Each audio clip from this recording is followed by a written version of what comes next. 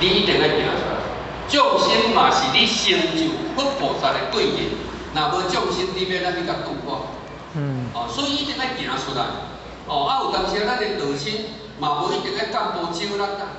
你若讲咱道心啊，拄有时间的时，嘛会当小念心讲无为人慈悲，咱来用啥？你拢是利益众生的嘛，工课甲伊做，功德甲伊做嘛，毋免着搁人求啦。因为咱拢总是别用的地主，拢是师尊师母的地主啦。三种人三种命。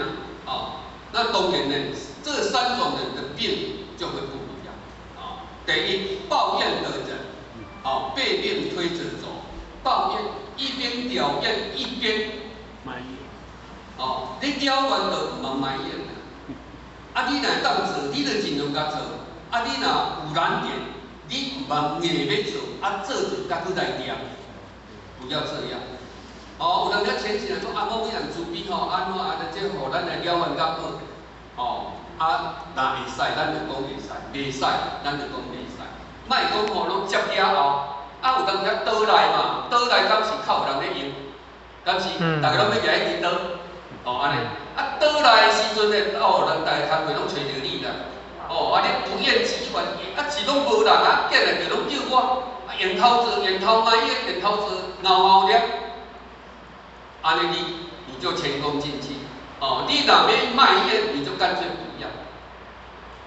你若要做，也学习承担嘛。我不断的能够做的，我尽量来做。我拢去念念。那这样也修炼你守口如板的那一种的意境。若无，咱讲真的源头做，源头咧绕啊。第二，努力的人以病对抗走。努力的人以命对抗，因为咱讲我不断咧做好的，我的歹的会安怎透底改变。第三，修道的人转变而行。修道的人迄个转变而行，修道的人较早讲嘛修道咱的命会改变，转变而行改变着命运。